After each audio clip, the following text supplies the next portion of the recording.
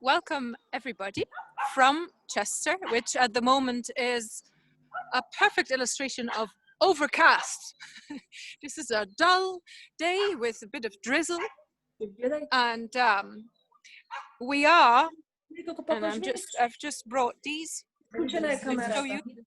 We are here, so somewhere in the middle of the British Isles, and as you can see, close to Ireland, and at the northern tip of Wales.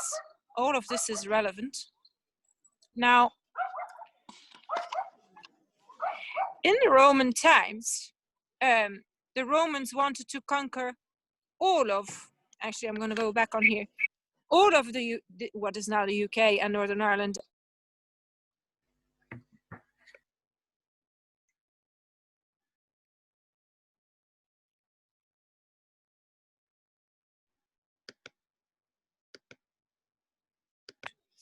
Wait, Anne, you need to unmute. Wait a sec, yeah? Yeah.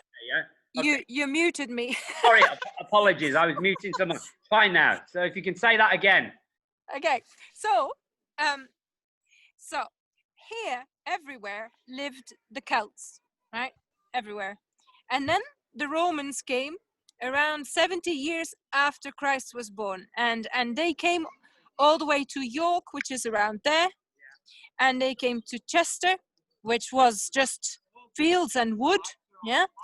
And they thought, well, strategically, this is a really good place to build a camp because it's kind of central to what we want to conquer. It's right by Ireland, which we have our little eye on as well, because we're very ambitious.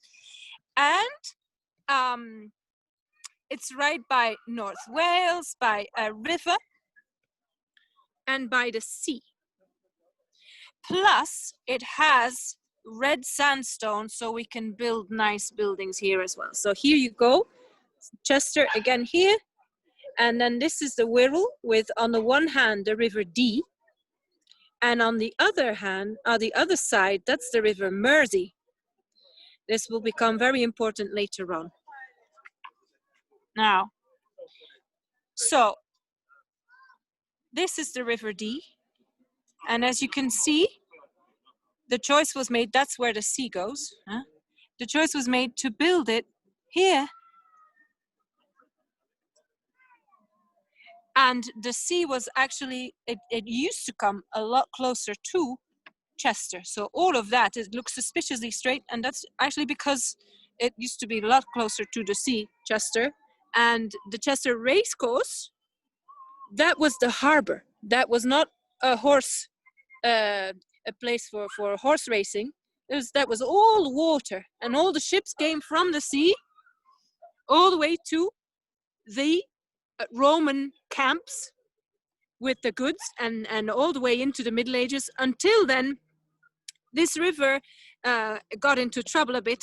It got silted up, okay? So big ships couldn't reach it. So they thought, you know what, we're just gonna go north to Ellesmere Port, which takes us to the Mersey, yeah, and then we're in the sea as well. And so that was part of the decline for Chester, obviously, in that time, because they could no longer play that role, yeah.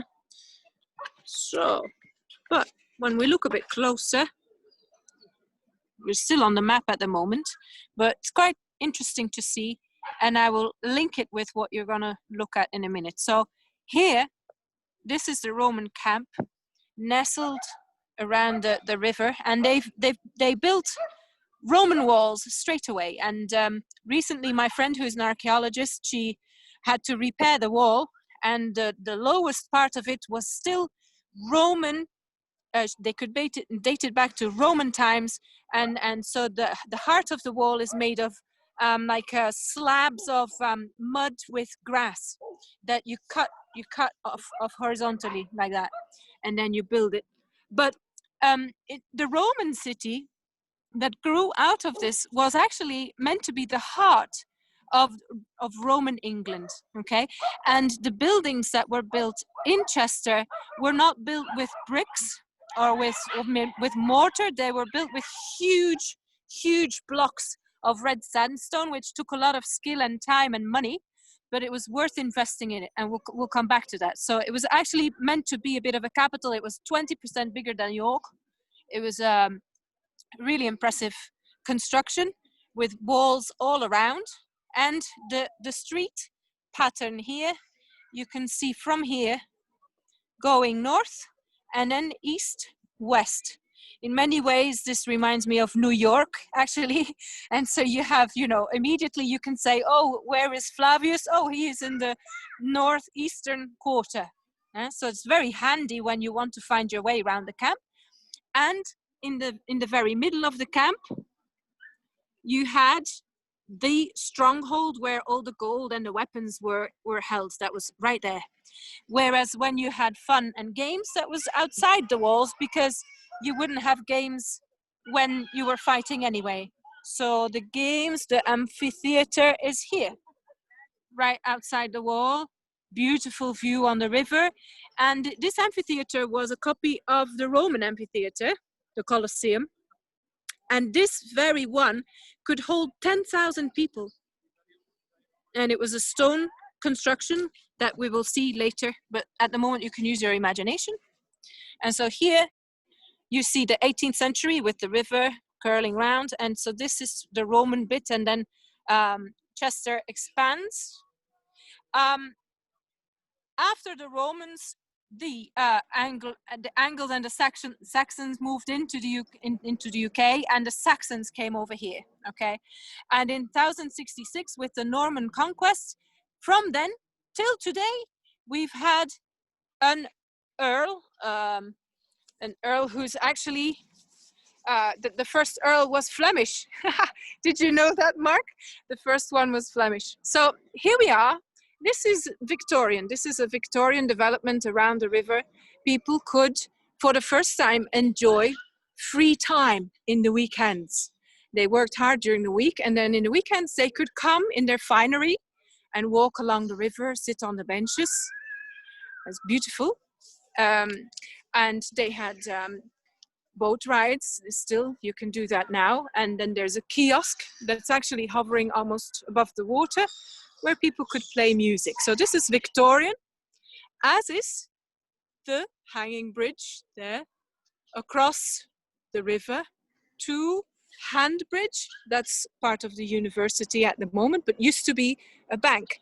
And I know for a fact that the flooring is marble and the doors are tropical woods, which is very fancy for a university.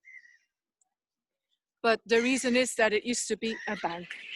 And here this is actually a really beautiful example of how Chester is constructed with red sandstone. You can see the layering, I hope, underneath the rock. And then the huge stones that probably were hacked out in Roman times even, and then reused, because it's a really big job, very physical job to do that. And so that's why lots of the Roman constructions didn't survive, because they were reused.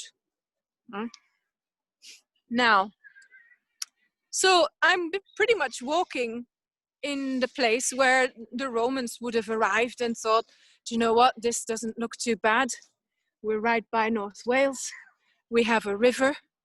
The climate is quite okay, because the clouds have to rise above the hills between Chester and North Wales, and so it rains a lot there. And then by the time we reach Manchester, it rains again. So Manchester is the wettest city in the UK, but Chester's okay, apart from the fact that it's trying to prove me wrong today. Now I'm going to speed up a little bit.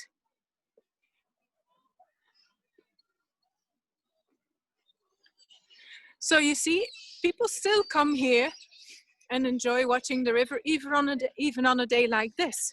And during the COVID crisis, people still feel like they can sit on the benches because they're spaced out. So that's actually been a really nice feature, especially in sunny days, and you can have an ice cream over there. Anne, can you show us one of the benches to see whether there's any kind of inscription on any of the benches? Because a big thing in Britain is that people Yeah, kind of yeah, went. not on these, but I'm hoping to show you some later, maybe, but not on these. But this is quite cute. So we have our city is very haunted, and if you're ever coming to Chester, I will take you on a ghost tour myself because they're great fun. Because you know nobody can actually check whether your ghosts exist, so this is where I can get very creative and silly, and it's a very nice thing to do. So we're walking, and you can see there the construction. That is the wall that was built in Roman times. So we're now coming close to the actual castrum.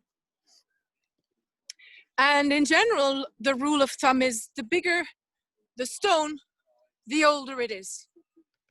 So they used to not mess about with little pieces of stone. They would try and make some progress with big pieces of stone. I'm going to see if I can, and I see people walking on the wall there, which is reassuring because that's where I'm headed now. But before we go there, that is the 14th century bridge, which is still the 14th century bridge, which says a lot about, you know, the durability of the construction. And it has replaced a Roman bridge. Now, why would people want a bridge there? Because across the water was the stone quarry. The stone quarry is where you can find the red sandstone. Here we go. Some parts of this wall are still from Roman times. And as you can see, it's quite high. It's very tricky to climb that unless you have a staircase or the right equipment.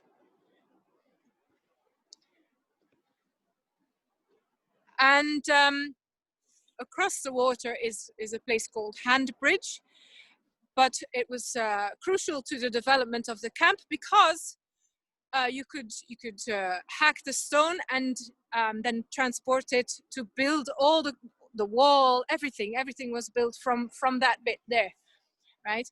And there is a shrine there. I'm not going to take you there today because it's a bit further away, but it's a Roman shrine of the goddess Minerva. So what better than the Roman goddess Minerva, because she was the goddess of wisdom, the goddess of strategy. She was a goddess for warfare, but defensive tactic warfare. And so there's a very, very old 2,000-year-old shrine over that way. And I don't know if you can hear that, but there's a lot of noise coming. There's a line, diagonal line. Can you see that, Mark? Is that visible? What's that? Hang on.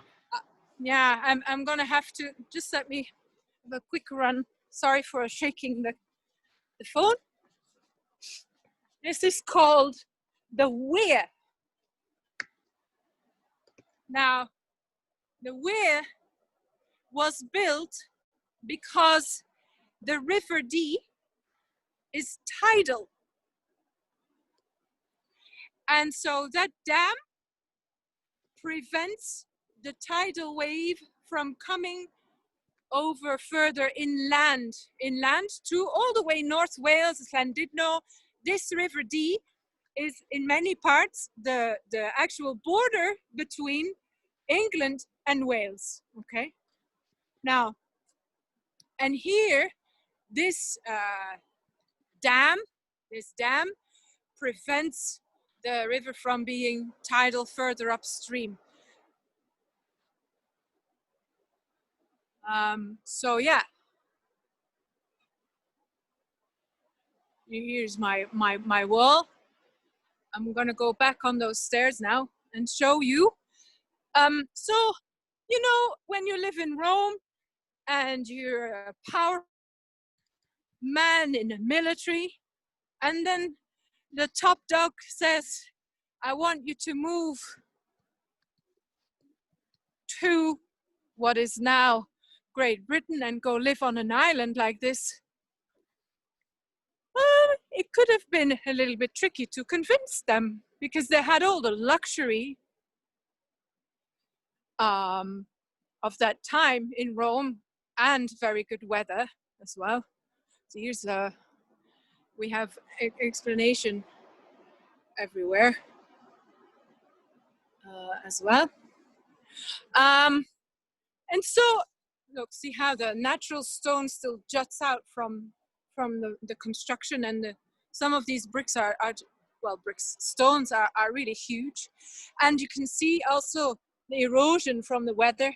That's the weakness of this sandstone, especially with acid rain, has affected the stones. And so in part, this wall needs to be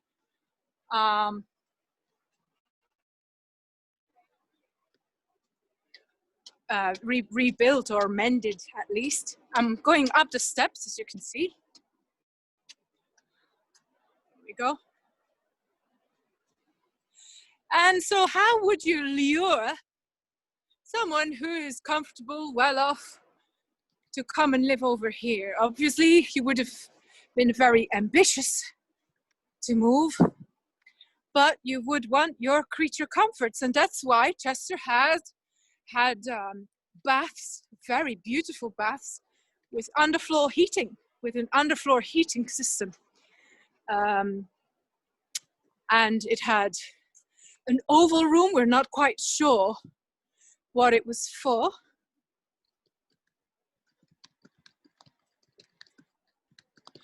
And it had the Principium, which I'll come back to later, which was a huge building in the heart of the camp, away from the walls and away from any trouble, where the boss lived and where the gold was stored and the weapons were kept. And you can see this is a perfect location because of the difference in level as well. So it's low over there, and then the land rises, so you have a natural defense here as well. So now we're walking on the Roman walls. Even the pavement is sandstone. The typical red is caused by the iron in the stone. Then we have the heart of town. You can catch a glimpse of the cathedral already. Again, built in the same sandstone. And that's kind of fake Tudoresque. And then the terraced houses everywhere. Albion being the old name for England, if I'm not mistaken. Albion. So Albion Place. I'm going to do a bit of a run. Speed it up.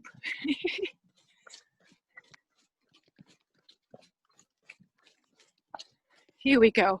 Now, so they've placed the hypocaustic, I'm not even sure I pronounce it correctly in English, but I'm doing my best, underfloor heating,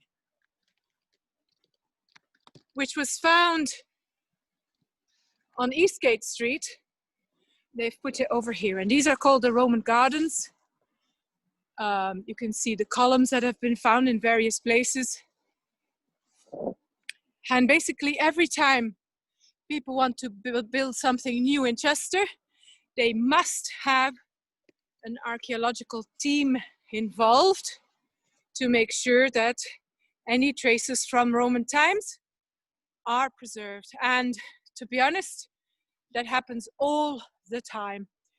Every square meter in Chester has Roman remains, and a lot of them are still there, hiding underneath layers of more modern buildings. This here is, these are almhouses, so they were built for poor people who then could have their lodgings here. We're a bit too far away to read the blue plaque. Yeah, Anne, in Barnstaple, Anne, yeah. the almshouses Yeah. are actually the most beautiful built part of and Tom, you know, like didn't used to take people. It was the other side from you know, from the square, there were almshouses on the town tour that Tom used to do, but these other almshouses which are absolutely beautiful. I'll put something in the in the cafe about it. But amazing. They're beautiful, aren't they? Yeah. And then next to that, what in my eyes at least is a monstrosity. Being a historian, things like that hurt my eyes. But then again, they are from, they're from a specific era, the 60s, 70s, when people discovered that they could build lots of things in concrete. And so there's a car park right here, which, hurts my eyes. But there you go. So we're still on the wall. And we've reached, one of the gates. And I tried to make a quick sketch of it to make sense to everyone. Basically, you have northeast, southwest.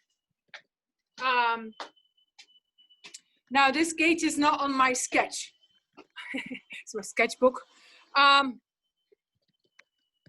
Because really we're walking towards the east gate, but I won't be able to. And the tragedy is that part of the wall collapsed over the summer, and I thought it would be mended, but it isn't. So there's 3 gateways on this side of town, and you can see a really nice aerial view of the amphitheater here. So it's only half of it is visible because the other half is covered by that building, which happens to be also a protected historic building, but from much later.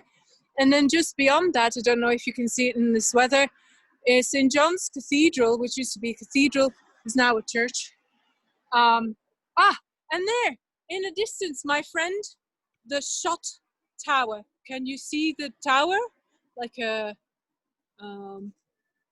it's just like a pillar right there. This is called the shot tower, and that's where bullets were produced for warfare.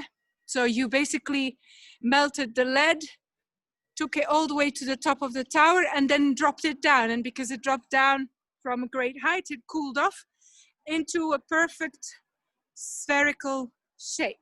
Now, this wall here was also part of the story when you have King Charles fighting against the parliamentarians.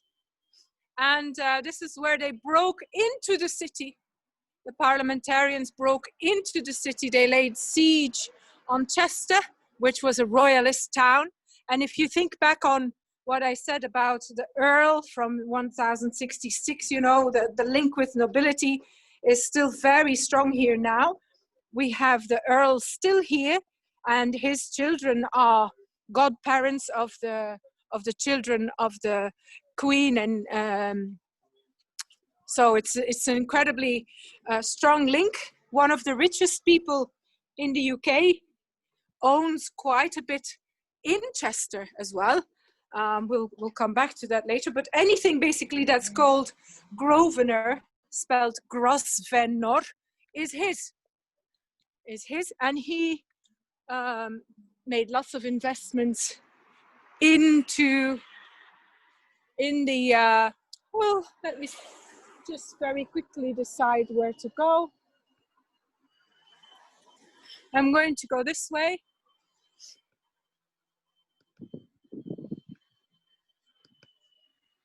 Okay. Yeah, so he invented in Liverpool 1 what's called Liverpool 1, which is a huge shopping center. And everywhere you look in Chester, you have Roman remains. And that's, again, I don't know if you can see it very well, the amphitheater. And the church that is still now half in use and half ruined. And so beyond that, you have the river. Now we're going into the heart of town over here because we couldn't use the bridge. And you see the effects of COVID. This is the going out district. This was one of the famous places where you could have fun, and that's now closed down. Not everybody is going to survive. Not all the businesses are going to survive this crisis for sure. Here is another, this is a Methodist church, very beautiful inside, but I don't think I can go inside at the moment.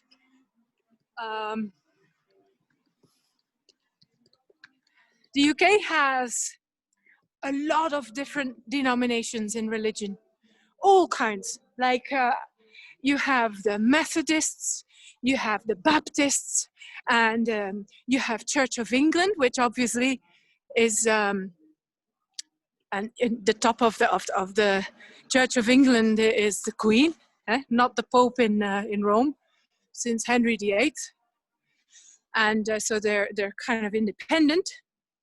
And people who are in the upper spheres of power, influence, money in the UK usually do have a link with the Church of England. So a lot of people see it as the upper class church, if you like. We also have a lot of pubs here. Some of them go back to the Middle Ages.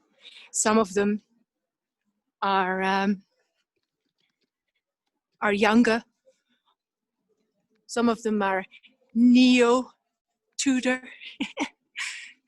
But often when you look up, you will see the date on the buildings.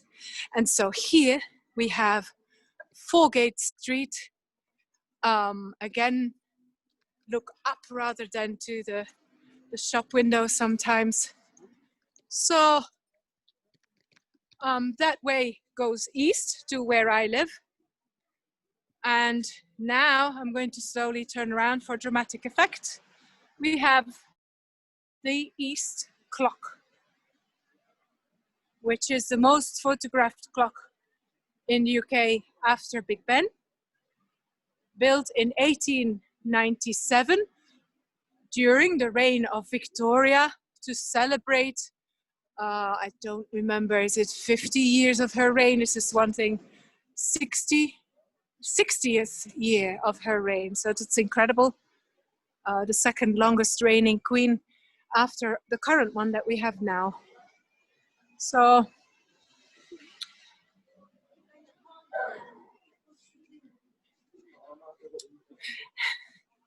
doggy. Mine does that as well. Yeah. So here we go underneath the clock. And so this is now the heart of the town.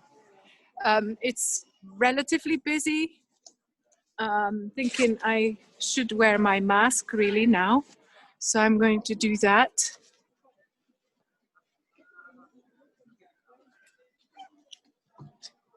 And then in front of me, you can still see the Grosvenor, Chester Grosvenor. You can see that plaque there, I think. And so this is the most expensive hotel outside London.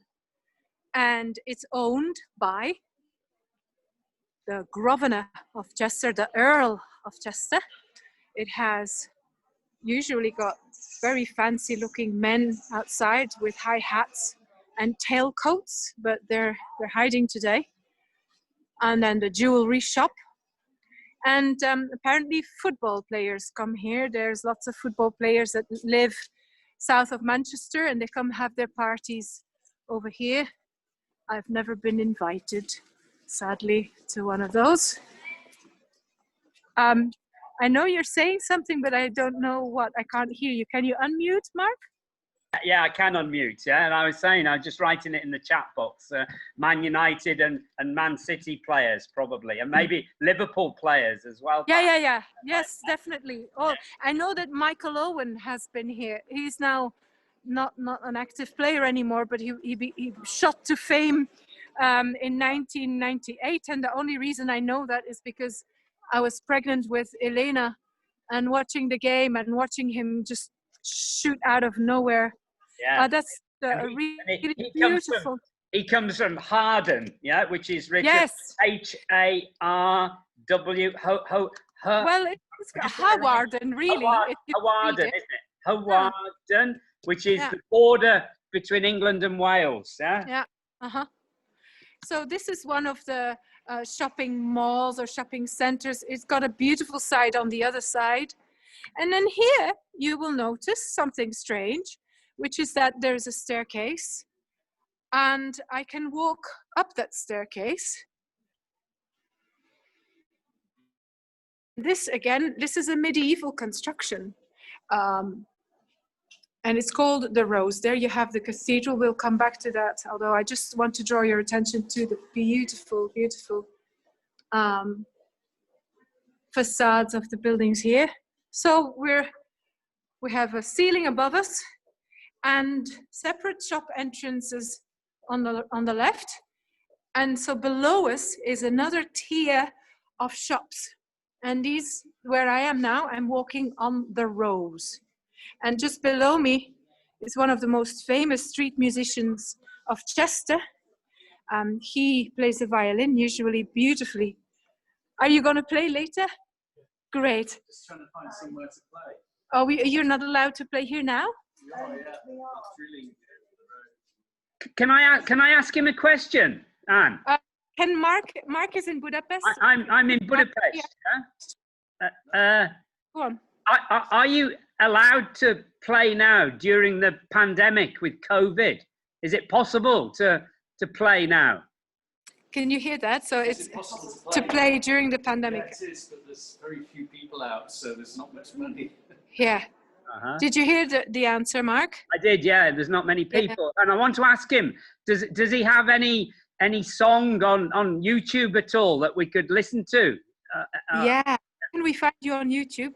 Oh, there's hundreds of things on YouTube. There's one with 3 million hits on YouTube. So what do we look for? Can he recommend something? Because we could have him at the campfire, Anne. Yeah.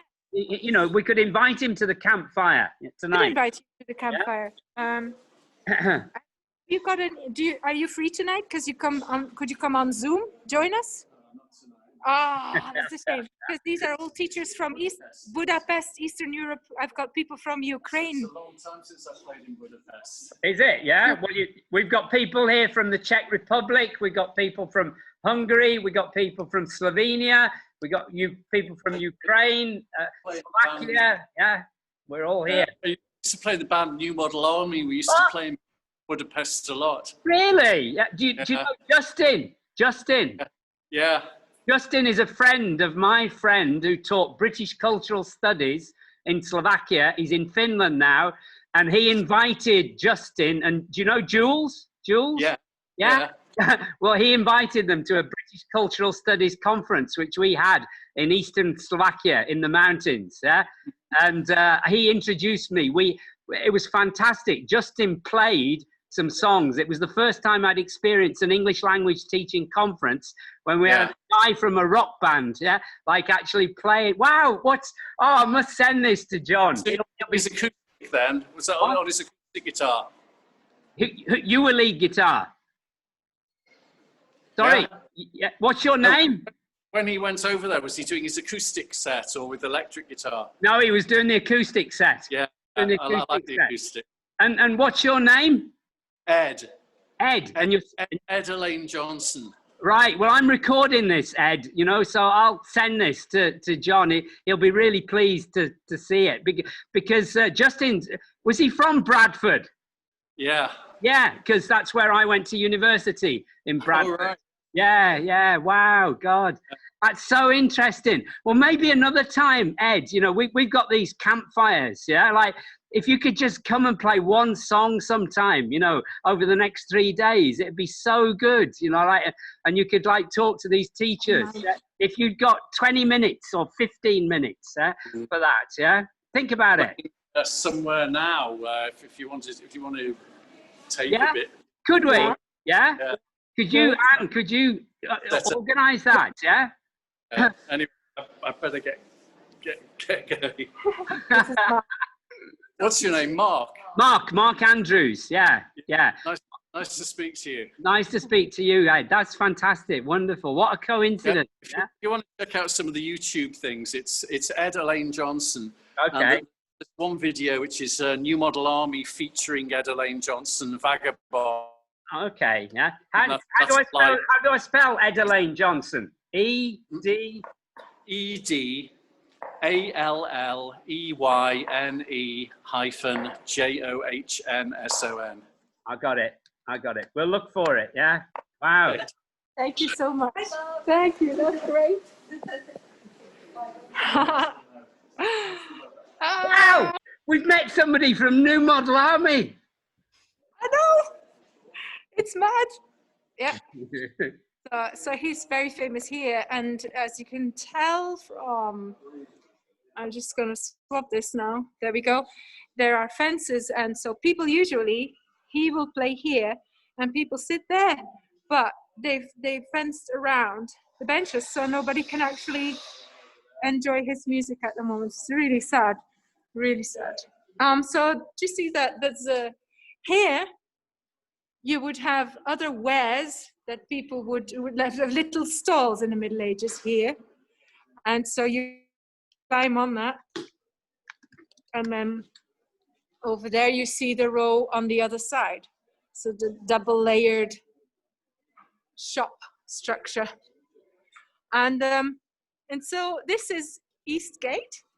This is the main street. And the level that people walk on is the Roman level. It's 2,000 years old. If you go out of those shops on the other side, then the first floor becomes a ground floor. That's how deep we are below everything else. And that's because over 2,000 years, there has been lots of dust, mainly falling into my house, I've got to say, and falling from the atmosphere. And so the world is becoming bigger and bigger. And that's why that's 2,000 year level, and that's 2000, the year 2000 level. Now, Debenhams, again, might actually not make it after COVID, which is a real tragedy, because it's one of the oldest shops where you had different brands stole their wares. And you can see that Chester's visited by wealthy people. There's lots of jewelry shops, and there's another shoe shop that clearly hasn't made it, but look at the construction. There's some beautiful things all around Chester. Chandeliers in the shops is not unusual. Another jewelry shop, and then some Christmas again jewelry. Yeah. So people can have a really great time. We still have the bookstore, Waterstones, which is a beautiful shop. Really one of my favorite shops. I love the smell of books. I don't know why. I've always loved the smell of books. And so now we've come to, do you remember at the start of the walk, I said that there's a north-south and an east-west road? Well, here is where they intersect. So you have going east, going north, going west, but that's called Watergate because of the river being there and the harbor being there where we were when we started. And then Bridge Street goes to the south. And that's where I started the walk. Now you'll see the pillar in the middle. That's very old, like medieval stuff. It's been moved and then moved back. But I want to draw your attention to the fact that these roads are not exactly perpendicular. And it bothered me for a long time. I didn't know why that was. Because, you know, Romans, they build in straight lines. They have built Roman roads all across France, Italy, everywhere. And you can still recognize them. They're really straight lines. How on earth did they get it wrong on such a small piece of land? How come that this thing jutting out and then it continues that way? And so this is the answer, is in that building. Underneath the building are the foundations of the Principium, which is the cushy castle that I spoke to you about before, where the top dog of the 20th Legion is the legion that we had here, the 20th one, and they had a wild boar, which is like a big wild pig. In German, it would be probably close to Everzwijn, which is Schwein, you know. In Dutch, Everzwijn. And in English, boar, a boar. B-O-A-R. Right, we're going to go that way in a minute. But I just wanted to show you how this intersects. And so in the middle of the cross, where all the roads intersect, the heart of the thing was the Principium. And you can see now, suspiciously, a church built with red stone, probably, very, very probably, stone that was reused from the palace that was there before, after it had fallen to ruins, of course. Always nice to reuse things when you can.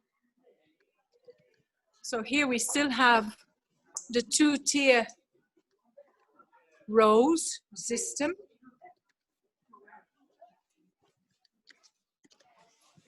Beautiful. Some of this is proper, as it were, Tudor, like that one there is 17th century. And then you have the ones that were built more recently, 19th century, for instance, and they look very, very authentic. So it's hard to actually tell which ones are newer and which ones aren't. This corner building, have a look at it very carefully, because if you have watched the film about early Chester, Victorian Chester that I showed you, you will know that this was one of the places where this film was made, where the only thing that really has changed is the way people dress. Otherwise, it could be today. Very little has changed in this part of town. And this building is iconic. It's incredible to see it on the early Victorian movie as if it was today. And so they're all ghosts, aren't they now? Which is what inspired my song about Chester is a normal town with normal people everywhere, but after dark, the ghosts reappear. Now, you can see the clock in the distance. Here's another very popular spot for buskers. Buskers are the people who play music in town, and then people pay them money. And they have defended that right a little while ago. The councils thought they would prohibit public playing, but there was such an uproar that they had to let go of that little plan, and people are still free. And there's a sort of an agreement between musicians that they play a certain amount of time. They're only allowed to play a certain amount of time in one spot, and then they move on and let somebody else have a go. So being a musician myself, I know a lot of these street musicians, but I've never played on the street, and it's now on my bucket list. I really want to do it, but haven't done it yet. Here's some more very beautiful and such details, stunning details, Tudor buildings. And then underneath that, if you were to go inside that shop, you would see a Roman cellar, a Roman bath, things like that. You know, a big, actually in that thing, it's not a bath, it's really big columns, big sandstone columns that were part of the Principium, which ran from there all the way over here. Okay, so all of this was one huge palace for the people that came and were going to build a stronghold, as it were, a really big, powerful center for Rome in the north on this island. And they've actually found the place where the weapons and gold was stored, and I'm going to show you that now. Some great new ways of getting about. People are finally starting to think more green in Chester. And so even on a day like this, you will see people on the bike. So here we go. There's yet another pub, a fake traditional sweet shop. And then you go through this little area here to the strong room in the heart of the city. Not much to see because the gold has been put elsewhere.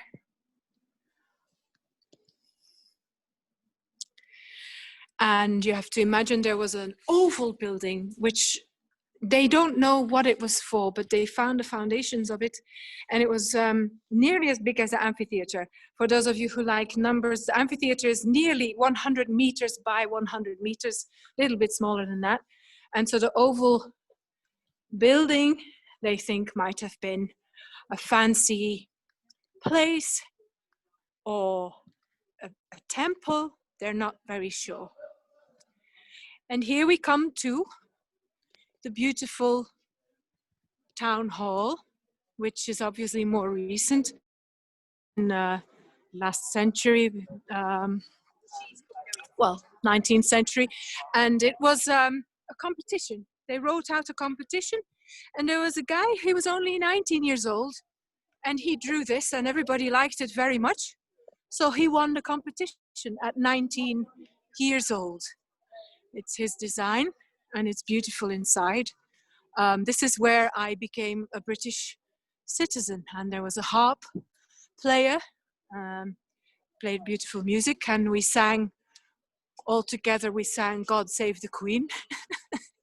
When did you become a British citizen?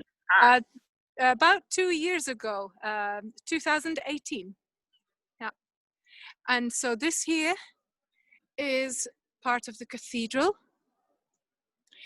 And then part of it, so if you have the cathedral, and then actually this was an abbey. There were monks that lived here. Now I've mentioned Henry VIII before, and he kind of didn't want all of that business. He just wanted the Church of England, and so all of that was pretty much destroyed. We still have a courtyard where they used to live, and inside the cathedral there is around a courtyard, a bit where you could walk and pray, and that's because the monks designed it and used it. Coming back to the tower, and this says so much about Chester and the fact that it's right on the border with Wales and the mentality that people have here. There's a saying that says you're still allowed. It's probably not true, but people say that there's an old law that hasn't been retracted, that you're allowed to shoot a Welshman after dark on the walls with bow and arrow only, right?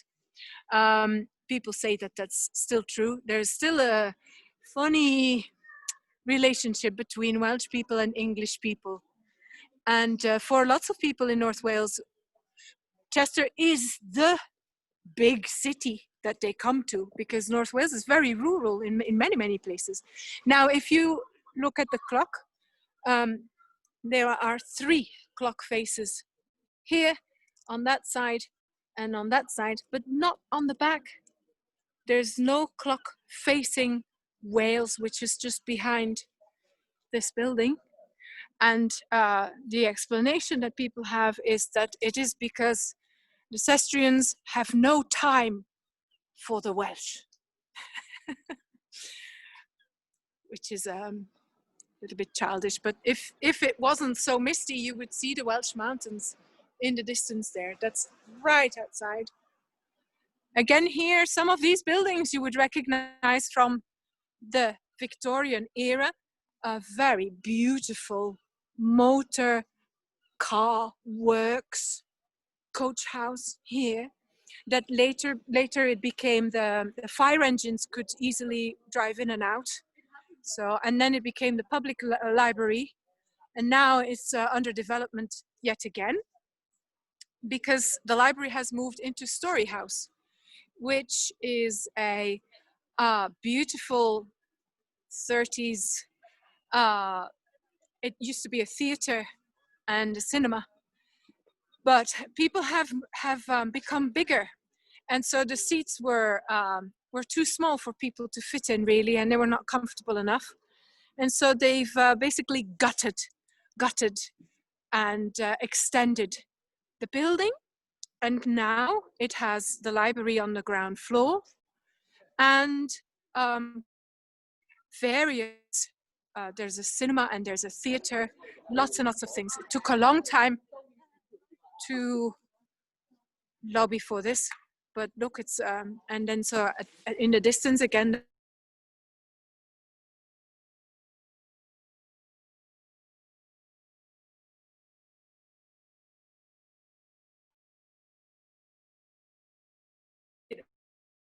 and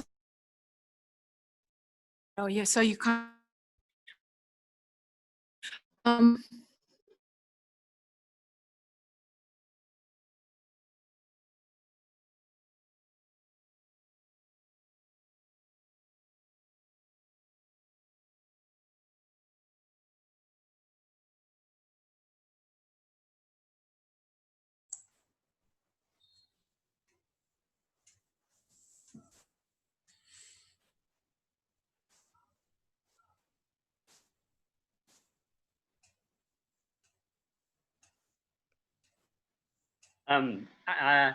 We've lost Anne at the moment, but Almina has charged up her phone, and she could actually show us a little bit of Ochrid, but she can't stay on long. What do you think, everybody? Should I wait until Anne gets online again, or how should we do it?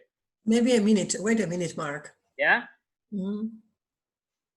I don't know. Can you hear me, Almina? Yeah, that maybe Anna's lost connection at the moment, and maybe we can just wait for a little bit to see when she gets on. Yeah, and then when she finishes, then we can go over to you in Macedonia. Is that all right, Almina? are we okay? We are now. Yes. Yes. Okay, great. Because that seems to have stopped for a minute then. Sorry about that.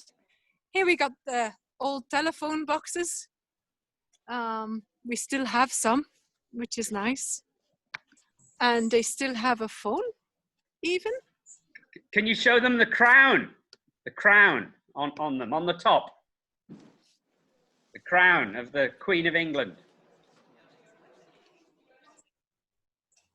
There we are.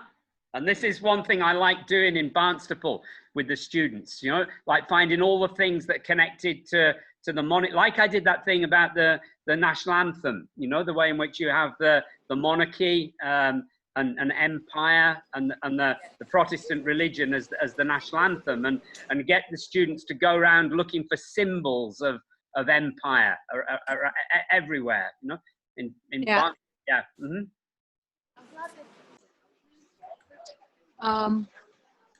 Another, it used to be a charity shop, it's now an arts place, I see. Another pub shop.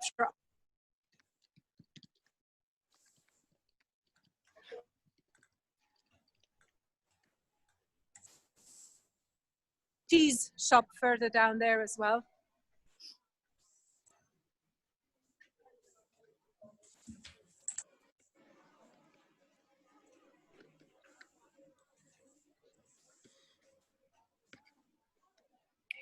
I'll run a bit.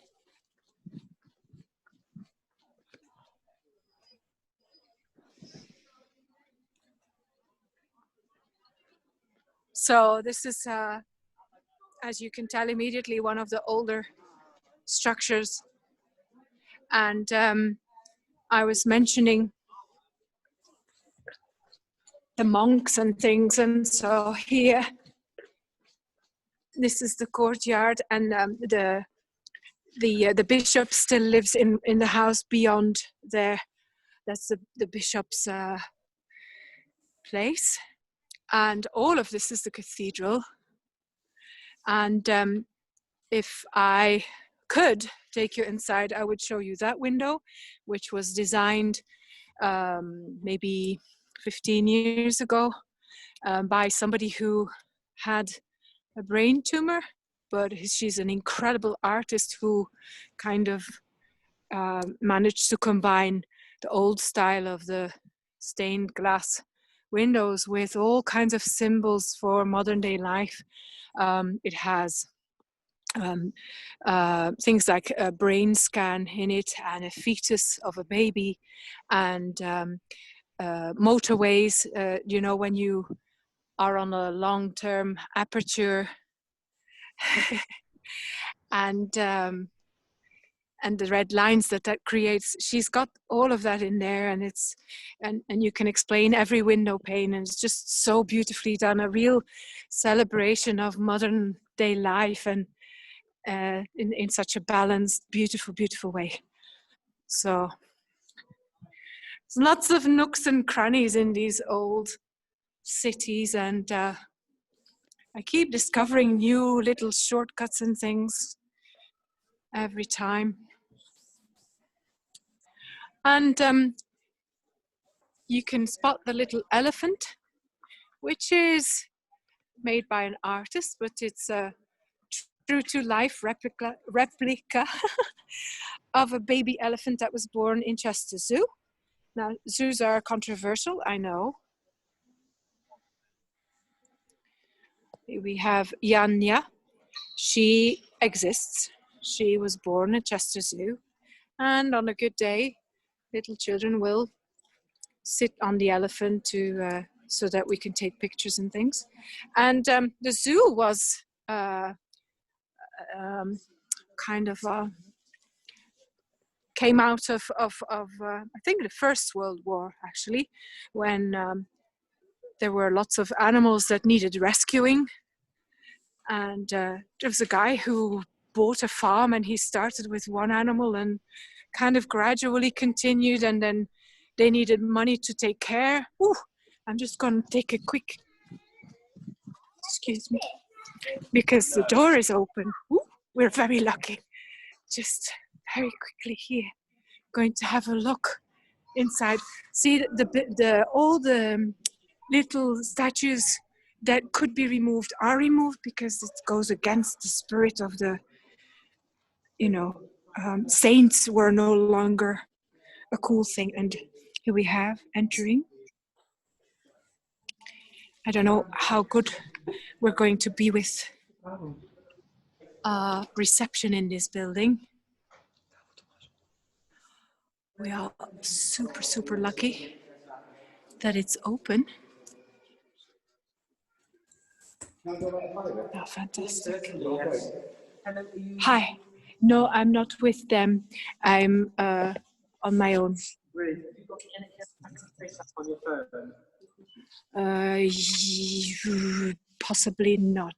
Don't worry, I just need to take a few details off you. That's okay before you enter. Is that okay? Yeah, okay. Just a surname, please. Croenen. Croen. En. En. En, yeah. Croenen.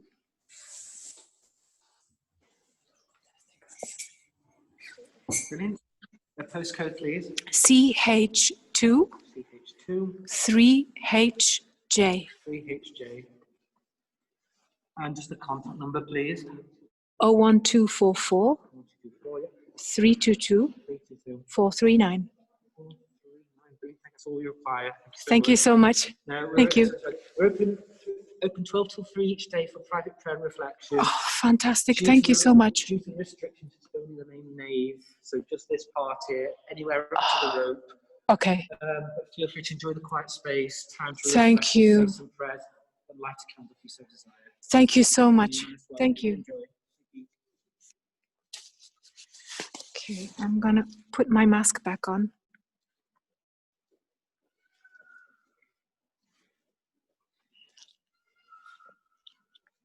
So we're in the cathedral now. And you can see over there, there's a little devil hiding in the corner of the window. And he's there, sure that the real devil doesn't enter. Okay, so, and then on the side, there's loads of mosaics. They are absolutely stunning. All very monochrome in shades of brown. And they tell the story of Christ, but they are done in mosaics. Tiny, tiny stones. And from the style, you can see that they're quite recent. They're sort of, I think, if I remember well, 19th century. And they go all along this wall. And we've got the Christmas trees ready. They will get ornaments later. Right? And those are also modern stained glass windows because of the war. A lot of stained glass windows were obviously destroyed. And if you wonder what that is, that's a heating system. So it became really, really hot and would heat the place when people had a service. Right there you would have the choir. I don't think we can go close to that. Anne, can you hear me? Yeah, I can. Yeah, if you can find the poppies, the wreaths, because there will be somewhere in there where we can, because we did that thing on Remembrance Day, and do you see them, Mark? Over there. But you'll be able to find them somewhere, or they're right in front of you. Oh, yeah. Oh, wait.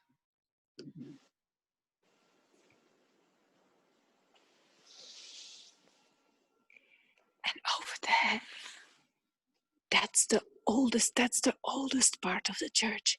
That's from Romanesque. So that's like, I don't know, 500 after Christ, something like that. Very, very old, that part. The rest, of course, is Gothic. And here you have the choir, which is made out of wood, and it's one of the finest choirs in the UK. It has lots and lots of details with carvings that are so beautiful. And that is the organ, central organ. I'm going to take you up to the ceiling now. It's quite a big, big space.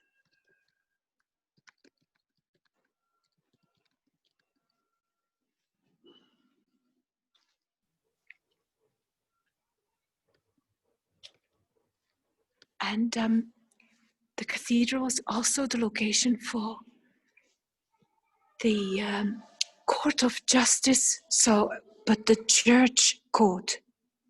And that bit of the church is said to be haunted. We need ghosts, for sure.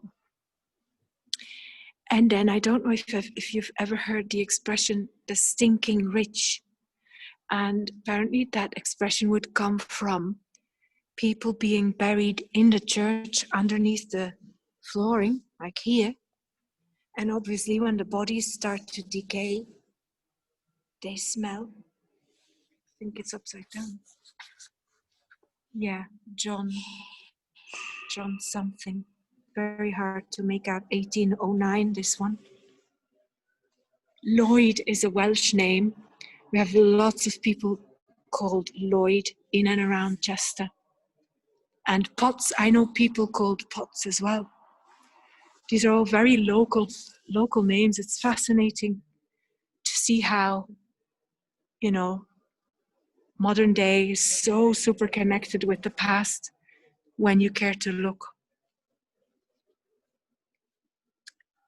Well, we've been very lucky to go inside because I didn't expect it to be open, but obviously the walkway around the courtyard is shut. There's a big gate. Unless there's something else that you still want to see here, I would go. Is that okay with everyone?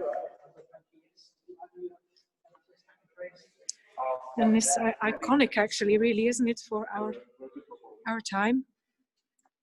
The disinfectant at the entrance. Yeah. So a church that's mainly Gothic.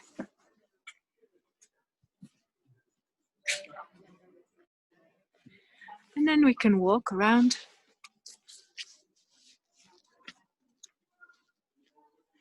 Again, here the statues are missing because they were removed, because the idea was that, and I have somebody, actually, my children went to a COV school, and the director, I will never forget, she said to me, we go straight to the top guy, we don't want middlemen.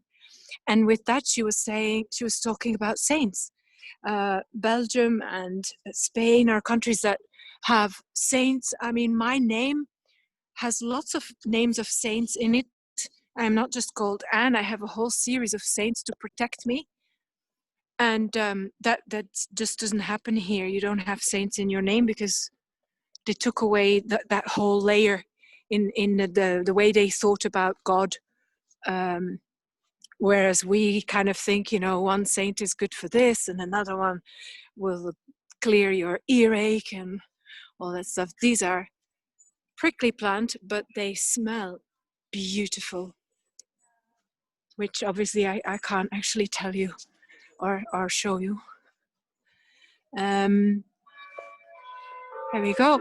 I'm losing track of time, so you must stop me when you want to stop. But I thought I would show you how there's a level difference. So that's the wall again, and they had to take the bells. That's the bell tower because the bells were too heavy for the clock and the tower, sorry. And so they took the bells out of the tower and hung them in there. And you just, I think, heard the bells.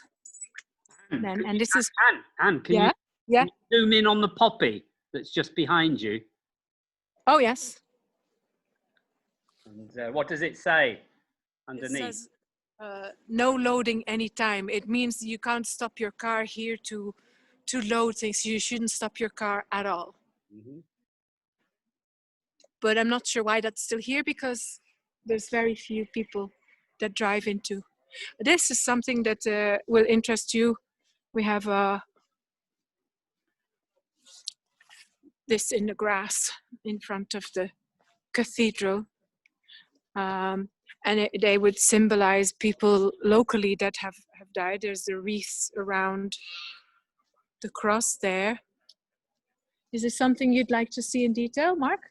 No, not particularly, but if anybody else, like if anybody else has anything to say or anything, and this has been absolutely incredible. I've never had an experience like this actually on a course, and we must spend a bit of time, when Anne's finished, like actually looking at this and talking about it a bit. But Anne, it's sensational, this whole of the last hour, I've been completely mesmerized and drawn in. Oh, I'm glad. Everything, yeah. I'm really glad. So I'm gonna go, I think, to through Godstall Lane, and I'm going to walk back to my bike. If there are any questions or things that you want to see, please say. And if you want to stop this recording, then please also say.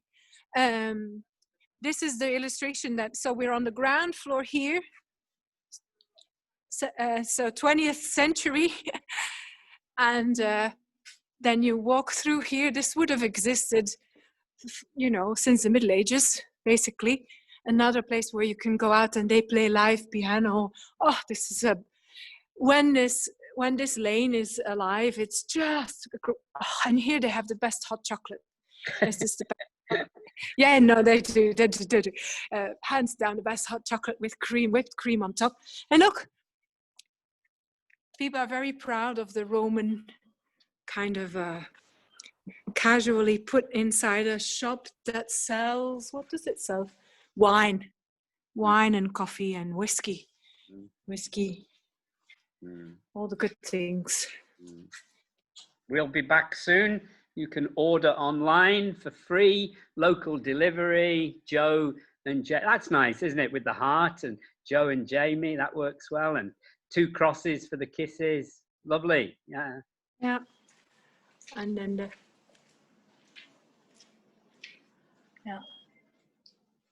and then this is for the against the pigeons, the spiky bits everywhere, so that pigeons don't go sit there and poop, because the pooping is the problem. Pooping is always a problem, isn't it?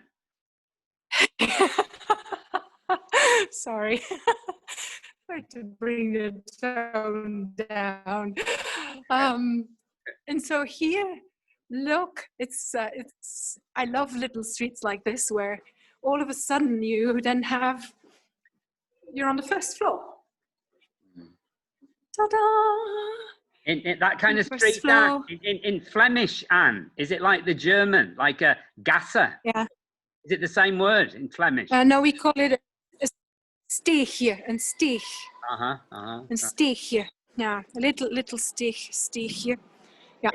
Maybe our musician, he's setting up. Can I just say, in Appledore, there are streets very much like that, and we call them Drang, you know, like from, you know, like the German, Drang, you know, like Sturm, Drang. Yeah. Very interesting. Yeah, because that's not a word that I can link with Dutch. I'll tell you about that. Yeah. And with a bit of luck, he's going to play. Yeah? Yeah. See, this is our friend from the beginning. Tell him I'd like to donate some money. Anne, tell him I want to give him some money. Yeah? Yeah? Okay. Mark says he wants to donate you some money. Yeah, and I'll transfer it, you know, to wherever, you know.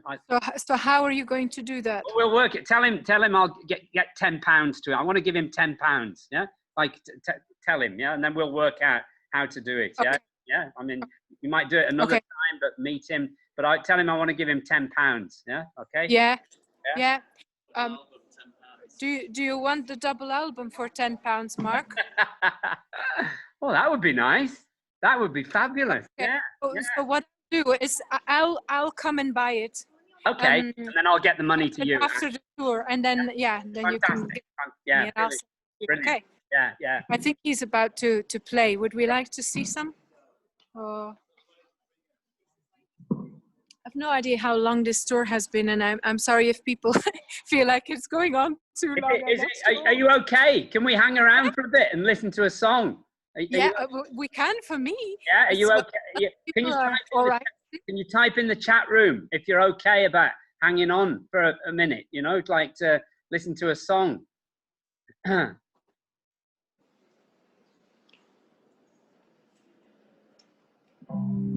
And he's I love what he does. It brightens up the city so much when he plays.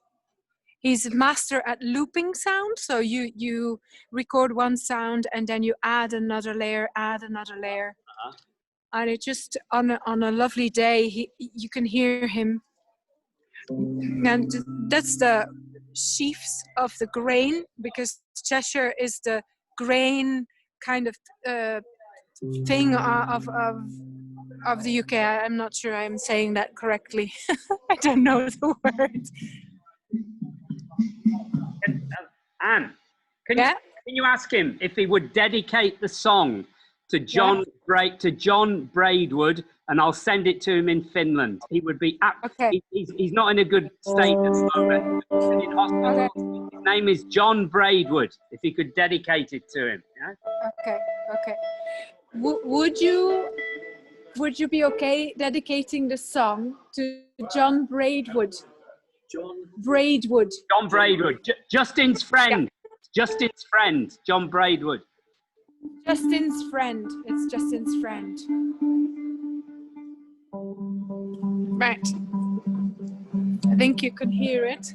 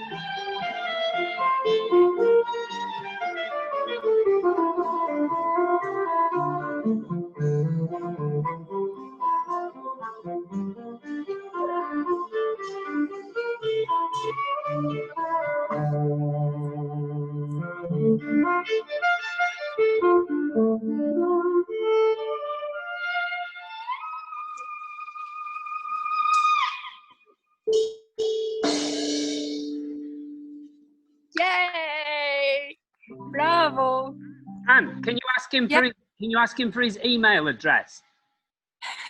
I'm really sorry. Can I have your email address? Would you put it on a piece of paper? Yeah. Okay. Yeah. So what it is, I'm doing a guided tour in Chester with teachers from the Ukraine, from Hungary, from Croatia, everywhere in Eastern Europe, Italy, Belgium. So, and I don't know quite who's my guest at the moment because I can't see everybody, but we're going to incorporate what you've just done into our online cafe, and then everybody else can visit, and then I'm sure Mark will want to write something to you as well, because this has been incredible. Thank you so much, and I will be back later with some money for you as well, you know. Thank you so much. And I'd like to say how much I enjoy your music all the time, because I've seen you many times in Chester. Yeah. Yes, I was wondering, it's you've hurt your arm. You've broken your arm. That's horrible. Thank you very much. Yeah, I was wondering why you weren't dancing. Oh, I've got a question for him, for Alain. Anne, yeah. I want to ask, what was it like with it? What did your father say about teaching the Beatles? I've just been looking, you know, what school was that?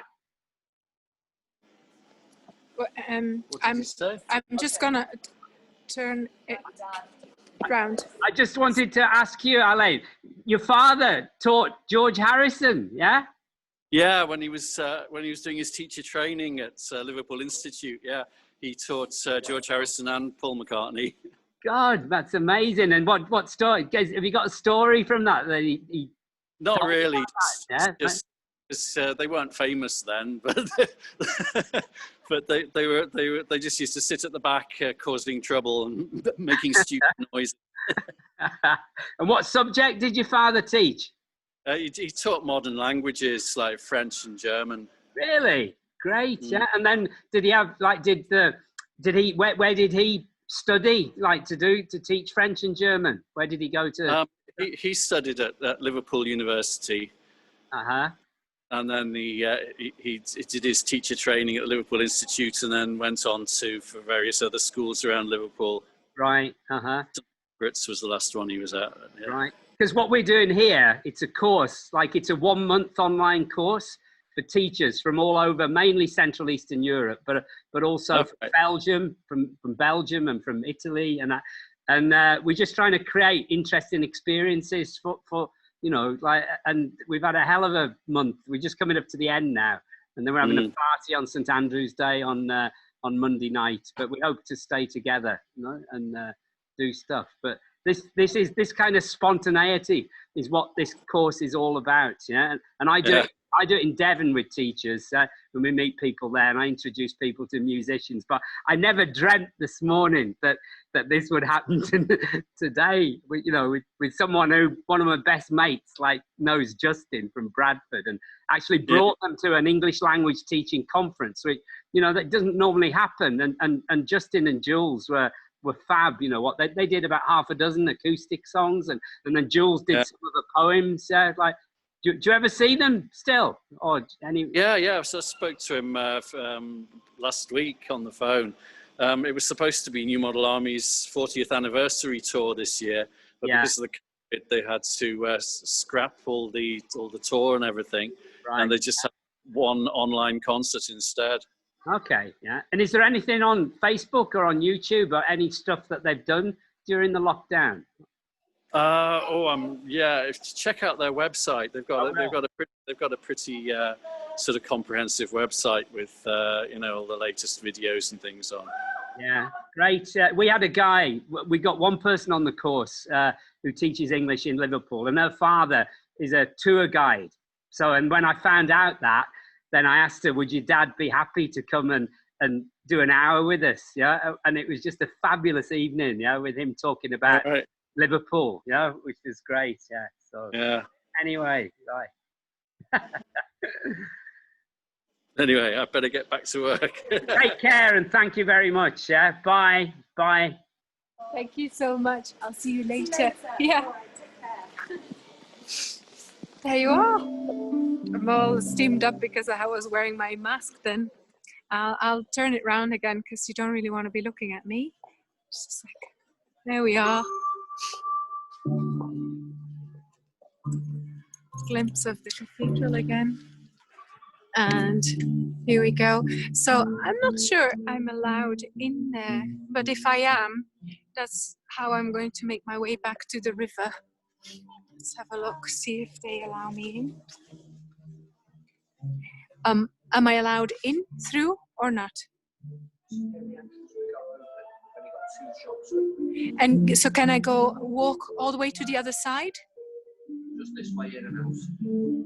Nothing else is open. And where does it stop? Great, just at the top of the slope.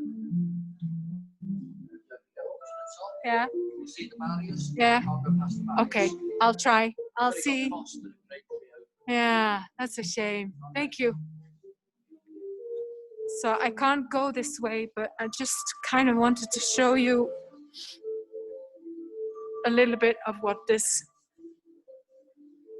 Chester shopping experience. People come from everywhere to shop in Chester. And this is a lovely, cute shop, but as you can tell, it's from somewhere Nordic. I'm not sure which one. They have beautiful things. Shoe shop. But I won't be able to get through. Just a little sprint.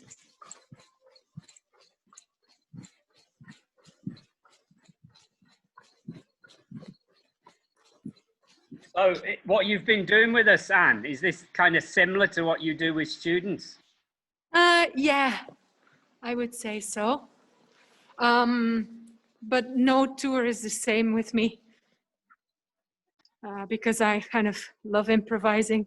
Well, no lesson is the same, is it, with any group of No students? lesson is the same either, no. Because if that would be the case, then it means you don't adapt to who's in your group.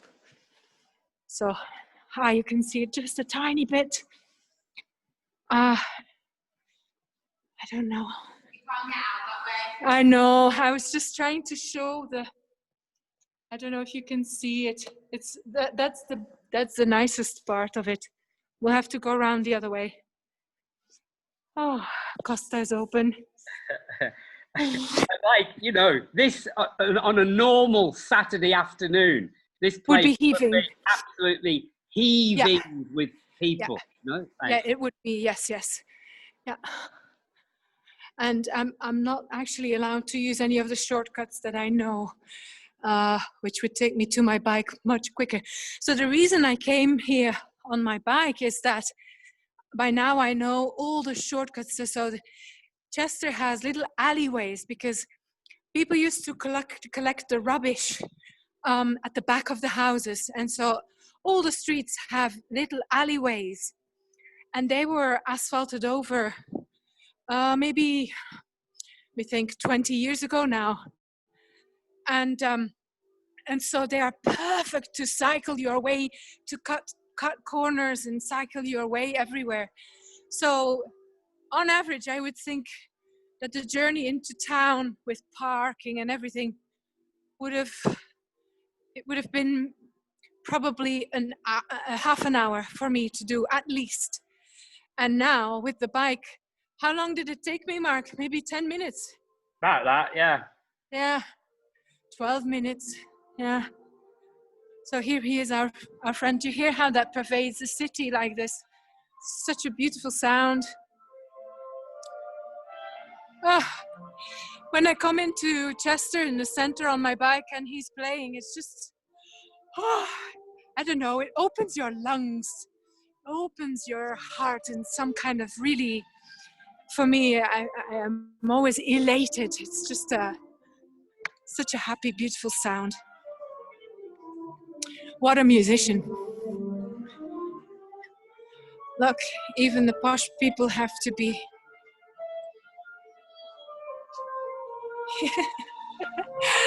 It's really funny because, you know, they've got the big credit card over there. It's, I think, the first sign that I see with a credit card on it. Oh, man. Funny.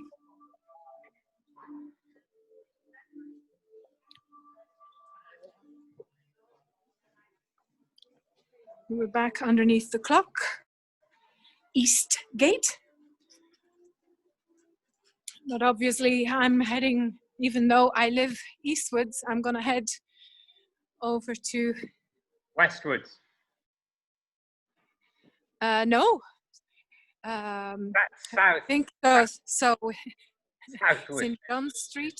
Is So there a- over to the water, so south, but it's called Watergate, isn't it? And we have a Watergate in Barnstaple. The pub that's opposite where our school is called the Watergate, you know, because the town... And did you used to have a walled city then? That's right, yes. Ah, yeah. In more recent times, you would have had...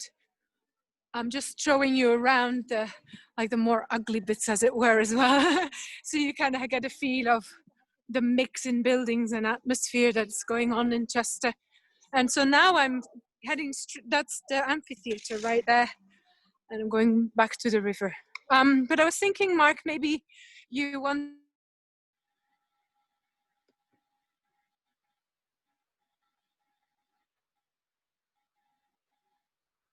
to get onto another you wanted to see now. So how about you show the video that you wanted to show? Yeah, no, I don't want to do that now, Anne. Okay. Yeah, like what we'll do is, you know, it'll take you about 10-15 minutes to get home, and then if you join us, and then those of you who are interested, if you'd like to stay on now, and let's talk about this experience, you know, because this has just been an amazing experience, and I'm sure you've got lots of feelings inside you about all sorts of things, and so it would be nice to spend a bit of time talking about this, and then Anne, when you get home, then you can join us. Is that all right? Okay, that's great.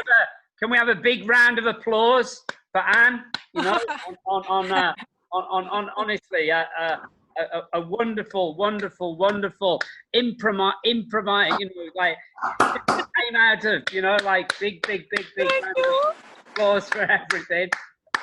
You know, again, something not on the program. Irina in Ukraine was saying what she likes are the things that aren't on the program, and maybe this is true with the course book, that the students actually enjoy something that happens that's not in the course book and happens. Absolutely. I'm so excited by all of this. Yeah. All right, so if you join us in 10-15 minutes, and then we'll just see what anyone has to say about anything that has happened. Okay? See you soon. See you soon. See you soon. Bye.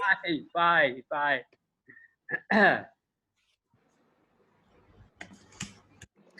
Well,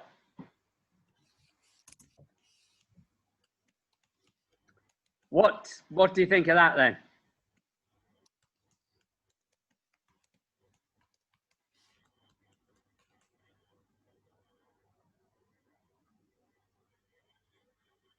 Irina. Mark, it's incredible. It's a valuable experience because, you know, all the technologies could allow you to be in different places at one time. So I'm full of emotions and I'm very happy. And thank you very much for this memorable moment. We didn't plan, and you see it is perfect, fantastic, brilliant. Thank you very much.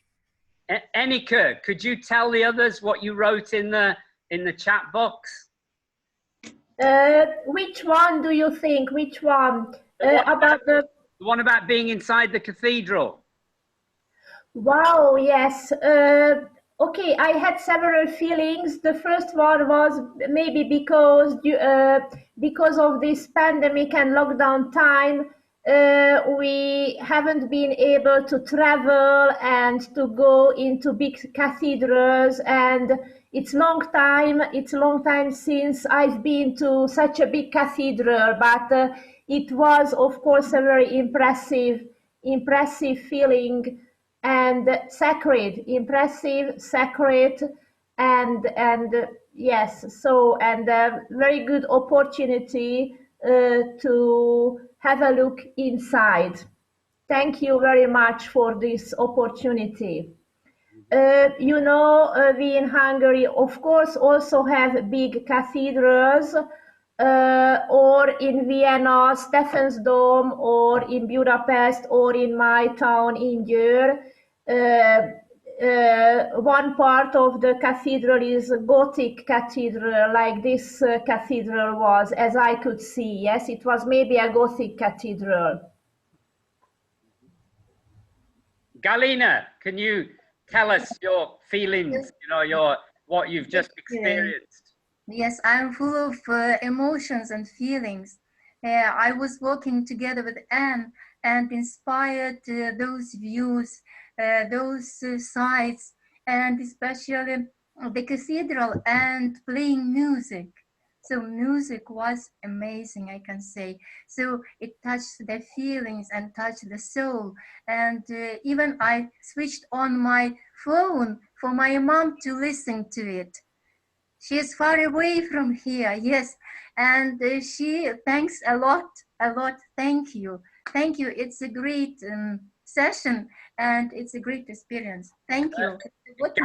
Galina, where is your mother? My mom also lives in Ukraine, but I live in Cherkasy region, and she lives 125 kilometers from here in Vinnytsia region. It's close, it's not far from here. And she always asks me, how is your session? How's your... Yes, and she likes the music very much. She asked me, is it in London? I say, yes, it's in London. It's great, it's incredible. Thank you very much. Thanks, Anne. And Galina, when did you last see your mother? So it was the day before yesterday. I visited her very often. I visited because so she is very glad when I come to her. There is my sister, there is my nephew. So, and I visited them. Maybe one, not every day, but in a day. Right. Yeah. Thank you, Mark. Thank you, Anne. I can say that I am very inspired. Maya, can I ask you, like, how that compared with, you know, what you experienced in Devon? You know, like, because you remember some guiding, don't you, in Devon? Yes, it was wonderful, and it reminded me of the pit stop that we made in Salisbury, where we also went to the cathedral and spent some time there. And it was a wonderful experience because in a way we could acclimatize and set our minds to a different kind of culture, and we could compare, and there were lots of short conversations that we could have with perfect strangers, who, if they took a minute or two, even explain something to us there on the way, so that we could understand everything a bit better. And usually in Slovenia, there are only few cathedrals and basilicas. They are not as big.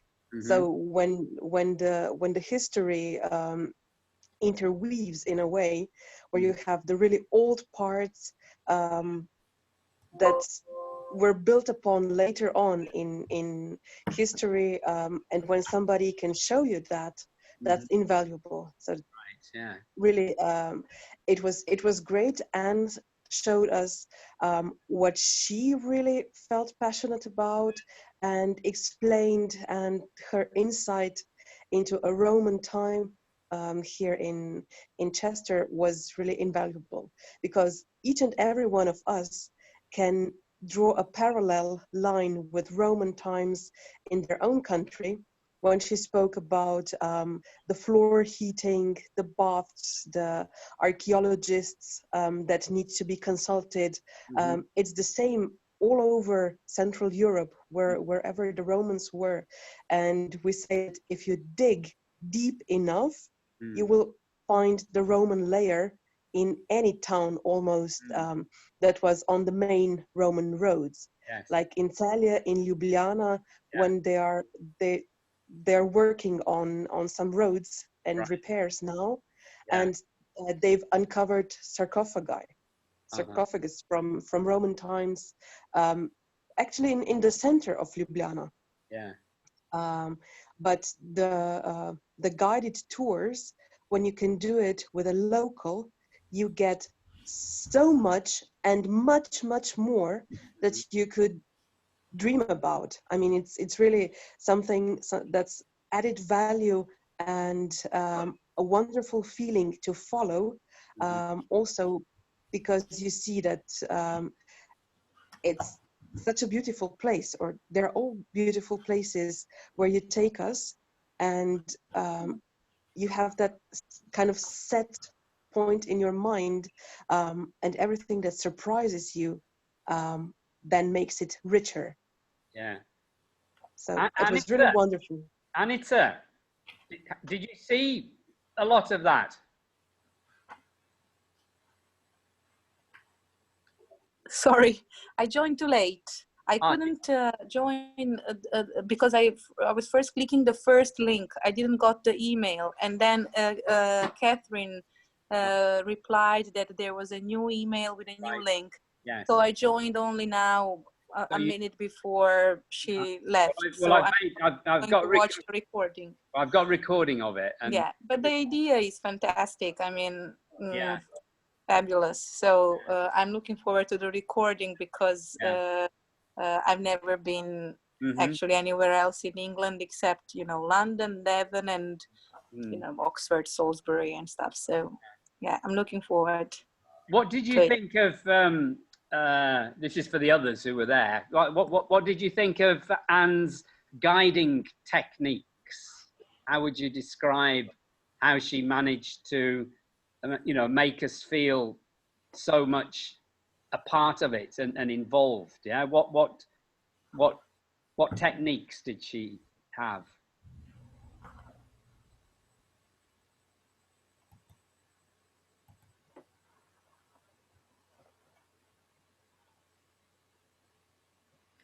It was spontaneous.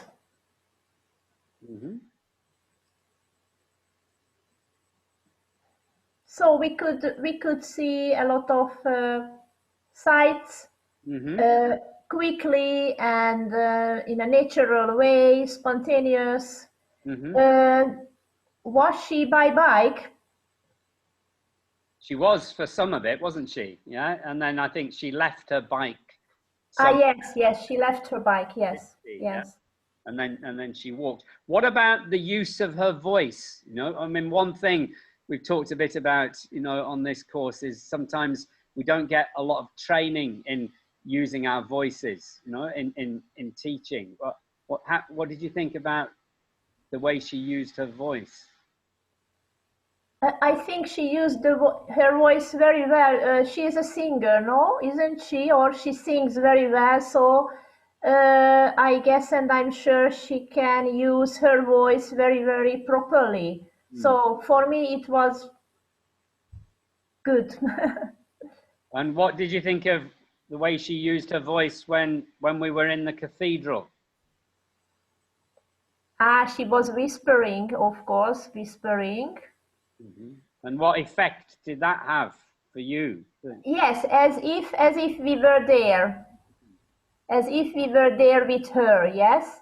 That was the effect, yes. And we could have the feeling as if we were at that sacred place, inside the cathedral.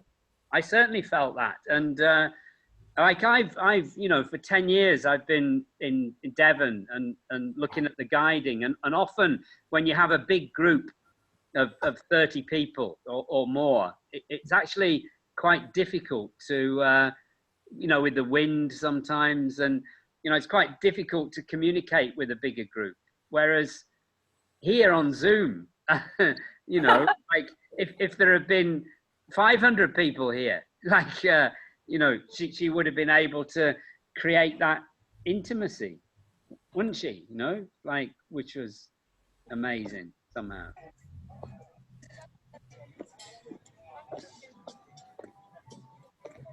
Are you nearly home, Anne?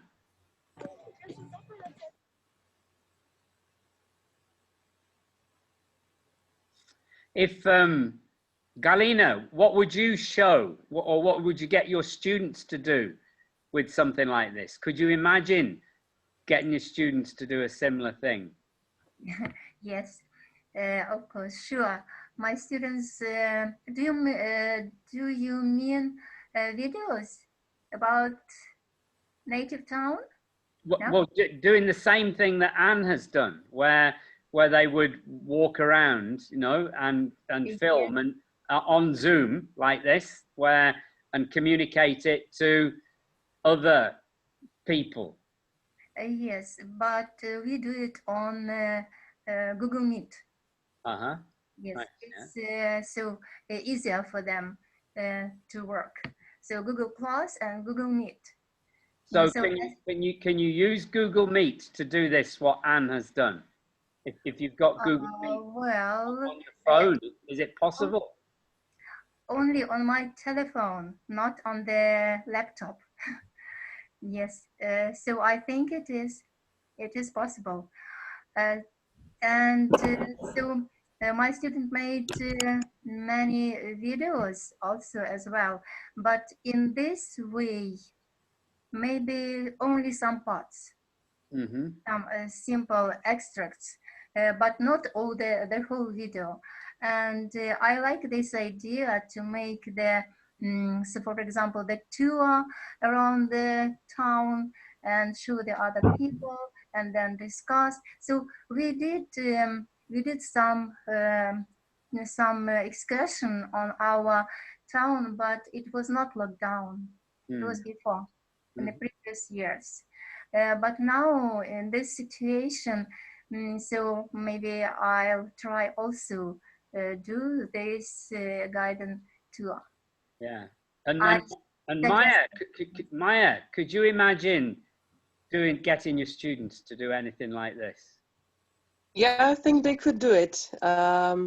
They could go around their own villages, because a lot of them come from little villages around Otočec, where I teach. So it would be really very, very local. Yeah. For anything else, they would need to travel to Novo Mesto, or any other town in the Dolenska region. But they could do it. Maybe not really everybody would feel up to doing something, but they could at least maybe make a stop motion animated little movie where they could either take pictures and then put them together into a movie accompanied with a short text where they would say, for example, what we see in the pictures, or if they felt like it, they could even go and shoot a mini video on their phones. Yeah. It would be something. What sort of have you got any students where you have a really good relationship with them, and that you know that you could kind of ask somebody whether they could do just 10 minutes, you know, of what Anne has done? Like, if I convert this video now and I can send it to you, like whether there's anybody who you know of, any students who would enjoy actually doing a little bit of what Anne's done. And the same question. I could ask. Same question for you, Anita. Yeah, like whether you can think of anybody. Yeah, because what would be really, really, really good is if we could experience a student doing this. You know, like what Anne has done, and it would be enough. 10 minutes would be enough, and you know we need to do it. You know, the course is supposed to come to an end on Monday night. You know, I want to do something on Tuesday. You know, like on the 1st of December. But whether we could try and get somebody, you know, I'll convert this and I'll send it to everybody, and then they can have a look at it. Those people who weren't with us now, and whether we could find somebody or a pair, you know, like two friends who live in the same place, whether they would be prepared to show us Novi Sad or Ljubljana or Annika, are you in Deur? Or Yes, I am in Weir, yes. Yeah, you know, like whether you know anyone who would be inspired by looking at that and then doing it, yeah, and that would be fabulous if we'd actually got a recording of a student or two students doing it, and then that's something then that we could share and encourage people to do it. You know, that they would get inspiration from watching somebody. Yeah, but actually, I'm not working now for a state school, you know, just for a private language school, Right. and I don't have so student groups. Okay. Yes, adult groups. I have. Okay. Yeah, but this activity, so I like it very much, and of course it's a very good idea to get students be inspired and to learn them not just the language, the English language, but their own culture and own city, because I think unfortunately I think nowadays young people or adolescents, teenagers are not familiar with their own culture and country and city. Yes, and it's a very useful activity or task for them to film. So to make a film about their own city or town where they go to school or where they live. Yes, and so learning by doing, that's learning by doing, and in that way they learn more than just sitting in the classroom and reading a chapter or a book or Yeah. 2 pages in a unit. Yes, that's a research work, teamwork. Yeah. Okay, so if I worked in a state school, then I would do it. Right. Anita, can you think of anyone who you know, like who you could persuade in the next 2 days, you know, like to make a short 10-minute walk around a bit of Novi Sad? Would you prefer it like to be live like this, or just a video? I prefer it live, yeah, to do it live, you know. So because of the night falling pretty early, so it's 4 o'clock and it's almost completely dark. No, it's no good now, yeah. Like, but whether on Sunday or no, I'm saying the time. So it should be at least so 2 at 2 latest. Yes.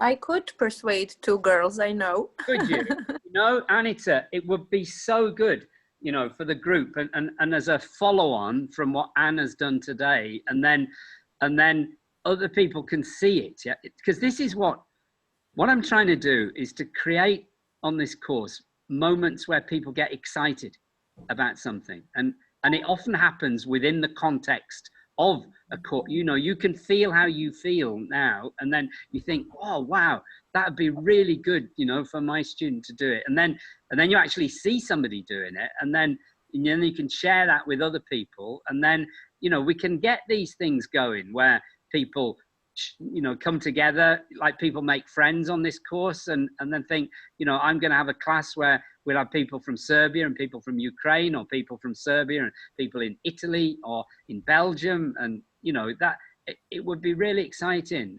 But what we would need is soon, you know, to you know, ideally, if it could happen tomorrow, you know, like if they could do it for just 10 minutes and walk around with their phone and speak in English and introduce us to 1 or 2 things by the Danube, you know, like the bridges by the Danube would be fantastic, you know, like, and you know, if you did know 2 people, or if you could talk to them, or I could talk to them, or I don't know, like, think about it anyway, and see if they would. I will.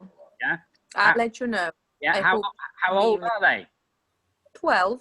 Well, wow, God, that would be wonderful to have 12-year-olds, yeah. And then maybe, you know, they could tell us a bit about the bridges in Novi Sad, or a little bit about, because I came to Novi Sad just a few months after all the bridges were bombed, and I did a 1-day British Cultural Studies day in Weir school, in the Rainbow School. Yeah. And John Rogers was there at the time, and he took me on a walk and showed me the bridges, which there were no bridges there at all. They'd all been destroyed. And that bit of Novi Sad is quite, and the Petrovaradin, and to look at that, it would be. Okay. Yeah. I'll try to sort it out. If it can't be tomorrow, what about then Tuesday? So you mentioned. Yeah, it could be on Tuesday. It could be because we're having it could be part of what we do on Tuesday. Yeah, certainly. Or on Monday, it could be, couldn't it? Yeah. It could be. It could be a part of Monday. Yeah. So it could because be. I'm saying Tuesday because I have this problem with the internet. Right. On Tuesday it's the 1st. So the 1st on Tuesday. That's right. Right. Yeah. So on Tuesday I'll have the internet on my phone so that they can record it. Right. Because that's the issue, that the children don't have the internet outside to connect to Zoom. Yes. So I would borrow, we would use my phone. So I mean, it sounds silly, but it is so. I don't have the internet tomorrow or on Monday. No, because you've run out of money for it. Yeah, is that it? Well, within my account, yes. I spent all the internet. You remember 2 weekends ago when I remember I was listening to some sessions and then I ran out of the internet. Yeah. So I cannot top it up because it's the postpaid. So I basically there isn't a way to connect. Especially if I'm by the Danube or something. Okay. So let's then leave it for Tuesday if they all agree, but I think they will.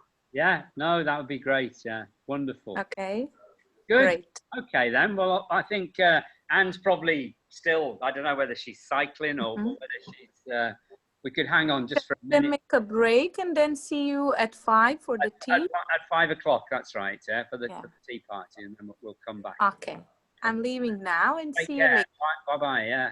Bye.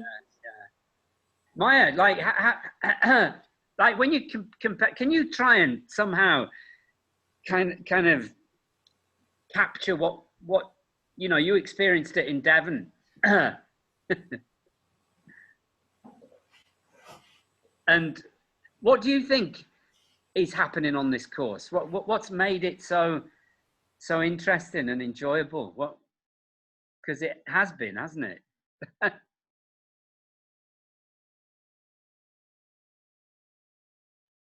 Can you think of moments on because we've been here for 4 weeks now. I can't believe we've been here for 4 weeks, right? And whether you can think of moments that somehow where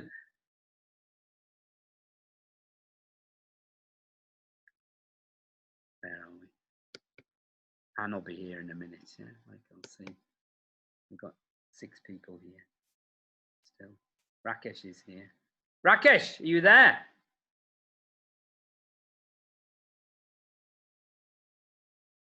We got Galina and Anika, Rakesh. Maya's still here. Yeah. Are you there, Rakesh? Oh, Galina's here. Hi, hello. Right. I thought it would be just nice to hang on for just a little bit until Anne comes back. Yeah. And can you hear me, Rakesh? I can now, yes. So can you kind of somehow capture a little bit, or like you did the post-lesson feedback when we were in Slovakia? Remember when we were at the Soul Camp? Yeah. What comments would you make about what's just happened? To try and capture the elements of this. For what would you say? Yeah. Okay. I'll write something in chat. No, it's better to hear, Rakesh. Put your microphone next to your mouth.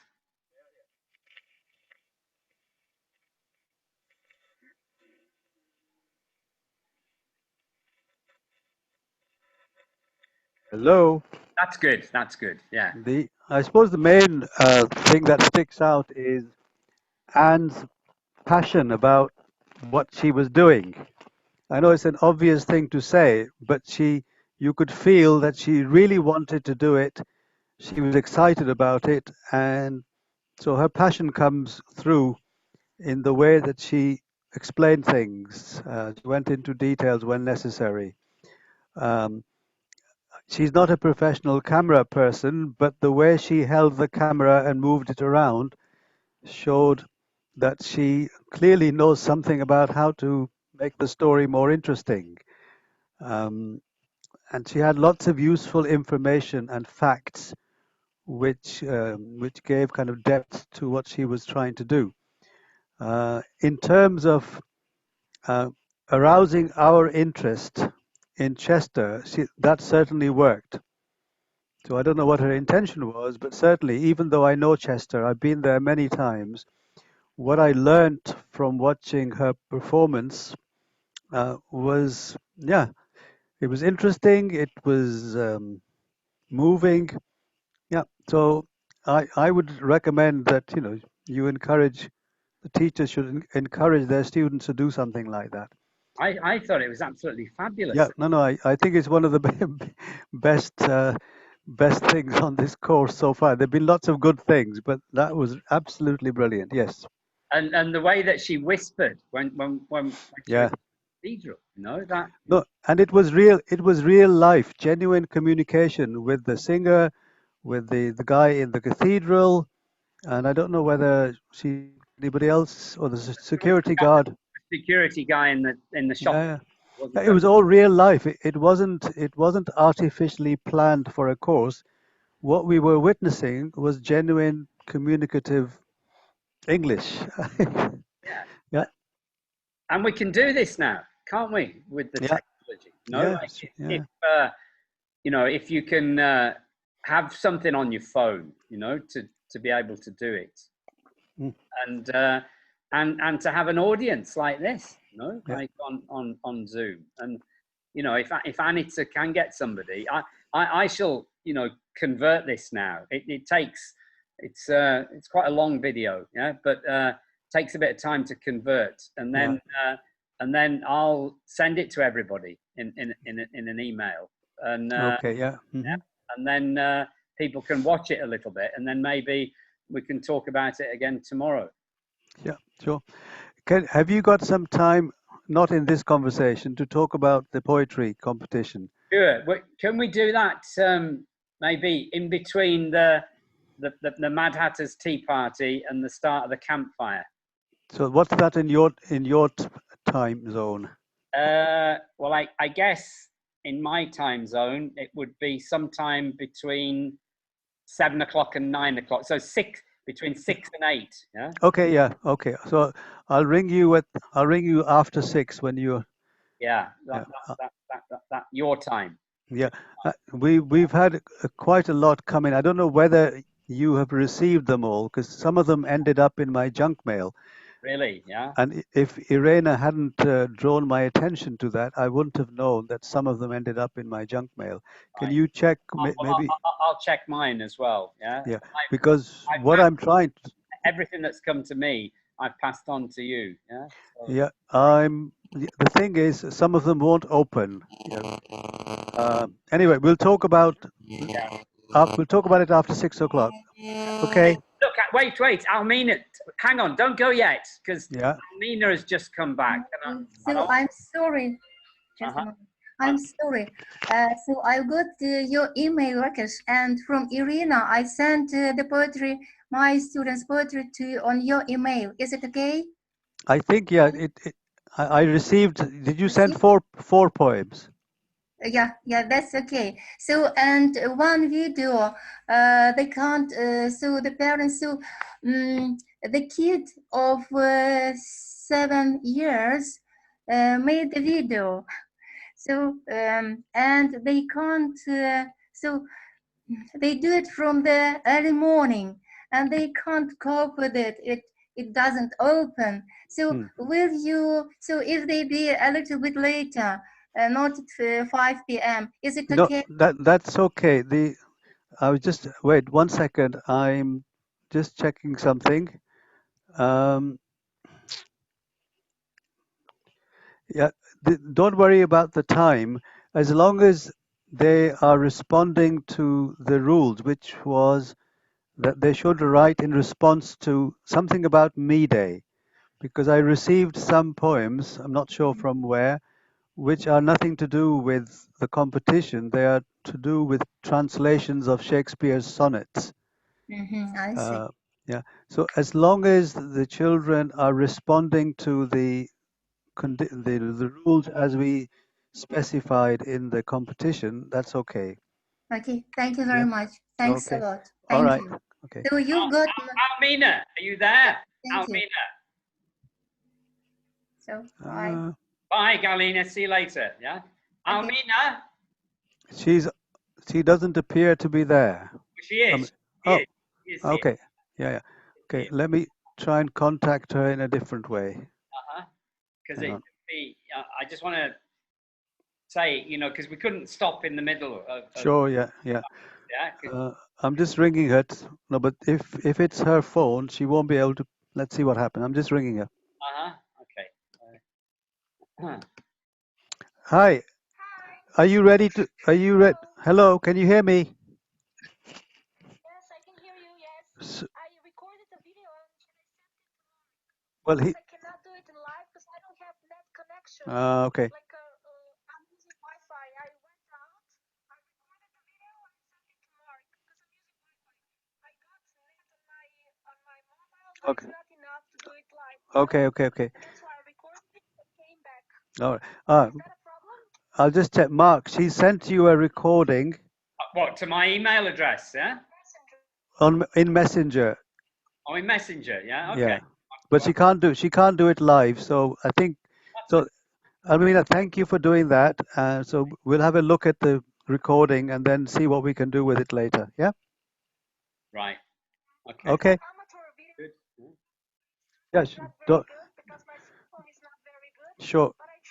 Okay. Thank you for doing that. We'll see you later. See you. Bye. Bye. Yeah. All right then. I'll just Okay. ask Anne before I close this. Do you want to just add a few comments right at the end of what the experience was like to do that? Yeah, and then just say something for a couple of minutes, and then I can close this down and I can get it because I'd like to convert it as fast as possible. I'd like to send it to our guides in Devon so that they can have a look at to see whether they. God! Oh no! Don't do that! This was completely improvised stuff. But what would be nice now, Anne, is just if you could just talk for a couple of minutes about what the experience was like. Yeah.